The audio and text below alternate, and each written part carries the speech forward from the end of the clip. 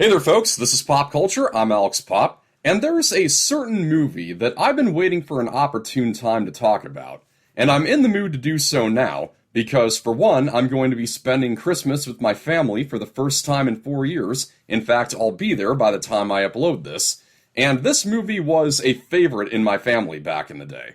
And because it's now been 20 years since it came out. It was released on Christmas Day 2003, and the movie seems to think that it's a Christmas movie while only doing the bare minimum to earn that title, but I'll review it now anyway. That movie is Cheaper by the Dozen, directed by Sean Levi and starring Steve Martin and Bonnie Hunt as the parents of 12 rambunctious kids. Now, this was actually a remake of a film from 1950, which I have not seen, so I can't speak as to how well it works as a remake, so keep that in mind as I speak fondly of it. As I understand it, the lone similarity between the two movies is that it's about a family with 12 kids, and the only other thing I remember hearing is that the family was a lot nicer to each other in the original. But, I mean, where's the fun in that? And even though the critical response was generally negative, the movie made an impressive box office run, at least for going up against the second weekend for Return of the King. And it must have gained at least a decent-sized following since then, considering how when Disney bought 20th Century Fox, they decided to reboot it again for Disney+.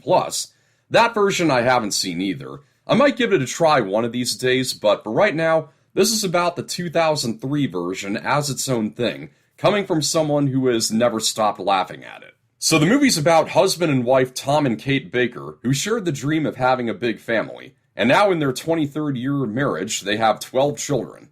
At this time, Tom gets the opportunity to live his secondary dream when he's offered the role of coaching a big city football team. So the family moves to the city, much to the kids' dismay, and not long after, Kate has business of her own to tend to, going on a cross-country book tour. Which means Tom has to Mr. Incredible the situation, trying to handle his new job while bringing order to his household alone. Which is not easy, with the kids getting into all sorts of wacky shenanigans at their new school and at home. If the plot sounds pretty thin, that's because, yeah, admittedly it kind of is. But for all the basic story elements, the characters and comedy are what elevate it from being a forgettable family flick. Oftentimes, a movie will go the very cheap route of letting us know how loving the family is by opening with the kids bouncing on their parents' beds, as if that's something the kids do any morning other than Christmas. However, in Cheaper by the Dozen, they play around with that cliche with some endearing writing. We could use a little change around here, like this lumpy old mattress. Maybe we should just, get rid of it. Well, don't be ridiculous, honey. You know you can just pound the lumps out of a mattress. What do you mean? You can just pound the lumps out of a mattress? Yeah, just randomly start swatting away, and then you just pound. Flat? Yes, yeah. You just randomly start swatting. So from the start, the family dynamic is so likable that it's hard not to enjoy the movie. Among the cast of kids, there's Piper Perabo as the oldest Nora, and Tom Welling in his film debut as the next oldest Charlie. They have more of the serious moments than the humorous ones, and they make it work. Though Hilary Duff as the third oldest Lorraine is probably the weakest actor in the movie. I think someone should have informed her that she wasn't still on the set of Lizzie McGuire. The fun of the movie, though, is with the 9 preteen kids. The young actors are all good performers, and even though they're all mischievous little twerps, they're not all complete archetypes of one another. They do still have some distinguishing characteristics. And each one of them have at least one or two really memorable and or quotable moments. Like Jake, the skater dude type, played by Jacob Smith. I especially like this part at the neighbor kid's birthday party when he very casually spoils one of the gifts. Hey Dylan, wanna play catch with the football I got you? My nanny'd have to check with my dad, who'd have to check with my mom, who would say it was an inappropriate use of free time. Sounds like a yes to me. And the 2 youngest, identical twins Nigel and Kyle. They're just little, energetic, troublemaking balls of fun. Actually, it's mostly sight gags with them. Like this little scene, where they're dressed up like Roman soldiers. Yeah, it's not Halloween or anything, it's just one little bit when they're randomly dressed up like Roman soldiers. I don't know why, it's just funny. Then there's the ringleader of the youngest 9, Sarah, played by Allison Stoner, a character you love to hate and hate to love. She is such a shameless brat that she works her way back around to being likable. Tell me Doorknob Man isn't babysitting too. Yes, he very well might be, young lady. And do not set his pants on fire again. Yes. Classic. You know you're the demon child when all you hear is your full name. Sarah Baker, off now! Well, that is about to change, Sarah Baker. You have a dark gift, Sarah Baker. The one who probably cracks me up the most, though, is Jessica, played by Liliana Mooney. Even when what she's saying isn't necessarily that funny, the squeakiness of her voice just sells it. Dad, Nigel hit Kim with a dart, and I assume he will be punished. Now we have to take orders from Hank, the model/actor. Look at the view from here, it's spectacular. Can I kill Jake now? No, you finish washing the car first. On the other side of things is Mark, who is, at least to some of them, the black sheep of the family. He is the heart of the movie because he's the only kid who legit cares about the family becoming happier and stronger, and you do feel for him, even if it's not always consistently written. In the third act, when he reaches his breaking point and runs away, it comes up a bit short of feeling earned. I know the thing that really pushes him is Sarah being a jerk to him even after his pet frog, Beans, dies, but when he shouts, "Nobody cares about me," and later describes Beans as the one person he could talk to, you look back and think, it really didn't come across that way. It seems like it was just Sarah and Henry who didn't like him. Contrarily, Jake, Jessica, Kim, and Mike all stick up for him against a couple of bullies at school. I heard you were dissing my family. I don't even know your family, loser. You do now! My latte! However, the stars of the movie are the two leads. They're a great contrast to one another, with Steve Martin only acting silly when he's around the kids or when the situation is just begging for it, while Bonnie Hunt, no matter what the circumstances, plays it 100% straight. Yet they're very believable both as spouses and as parents managing chaos, and they have really wholesome chemistry. You were checking me out, weren't you? Yes, I was. You got a problem with that? 12 kids later and we still got the heat. Woo! Looking back, I hope my mom knew that I was only laughing because I thought that dance was funny. Indeed, I am a little surprised that my mom allowed us to freely watch this movie all the time, given some of the adult references. Sometimes it's oblique, like at the beginning when Kate is reading her book aloud that she and Tom both wanted 8 kids, but they wound up having 12 due to a set of incidents, like a few too many beers. But it can also be more direct. So, is Jake your only child? No. We have 12. I couldn't keep her off me. That still went completely over my head. This was, of course, back when I thought that God made women magically fertile when they get married. You know, I don't think that half these lines would have worked nearly as well had it not been for Steve Martin. The man is a comedic fireball. From what I've read, Robin Williams was considered for the role of Tom, and no disrespect, I still miss him after all these years, but I'm not sure this is a role that he would have perfected the way Steve Martin does. In a section of the movie where the family is paid a visit from Nora's self-absorbed boyfriend Hank, played by Ashton Kutcher, he's bragging about being on TV and not being able to escape his own underwear commercial no matter what channel he flips to, and Tom simply retorts, "What a nightmare." The way he says it, though, is just golden. It just keeps popping up. This is like I can run from me, but I can't hide from me. What a nightmare. I can imagine the way Robin Williams might have read that line, and with all due respect to his talent, I just don't know if he would have competed.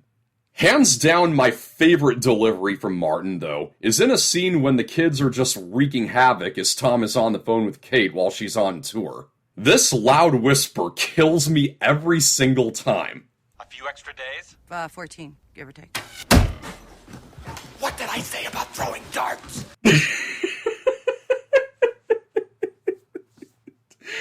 One more time.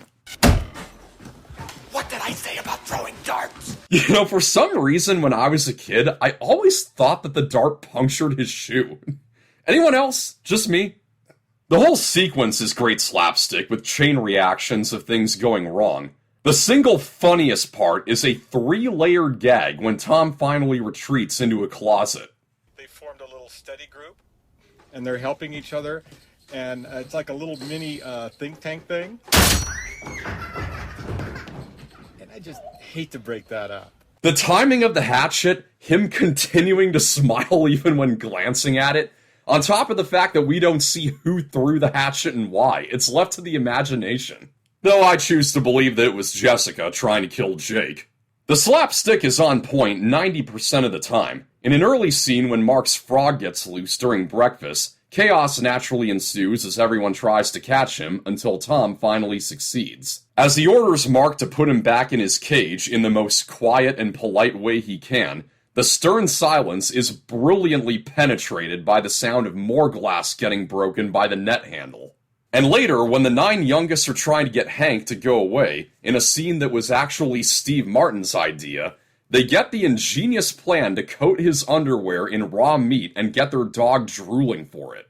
The hilarity that follows is so good, not only are the big kids laughing at it, but even Tom himself will tell you, in this legendary line. You soaked his underwear in meat. That is so wrong.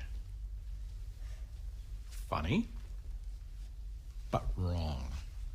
Seriously, Steve Martin deserved an Oscar for reciting that with a straight face. Although, when the kids sneak over to Dylan's party while they're grounded, this is the only scene when the slapstick doesn't land well, no pun intended. I mean, when someone accidentally causes this inflatable bounce house to fill up with so much air that it explodes, did that really look like the kind of blast that would launch someone 30 feet into the air? If you're going to do something impossible with the slapstick, you at least need to make it look like it could happen. The only part of the sequence I like is when the panic at the party starts after a snake that Mark gives Dylan as a gift is let loose, and all Tom needs to do is hear the screaming outside to realize what's going on. Kids? I also have to point out when the kids rappel Mike down the laundry chute to eavesdrop on their parents talking about moving.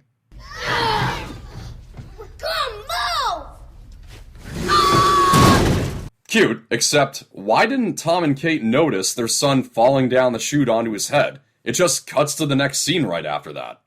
Also, this line is pretty forced. Save my baby! At times, the product placement in this movie can be a bit distracting. Most of the time it's in the background in places it would naturally be, but then you have this extended frame of Nigel and Kyle each drinking a bottle of Gatorade. I mean, come on, a pair of cute twins using a product with the label in plain view, that's straight out of a commercial. Although I will commend any movie that plugs Quiznos. Those are disappearing all over the place, and it's not fair. There's also this thing with Sarah and Henry calling Mark FedEx all the time, because he doesn't belong in the family, so the FedEx guy must have dropped him off on the doorstep. A very peculiar plug for FedEx to say yes to. I don't think I'd care to have my brand name used as a derogatory insult.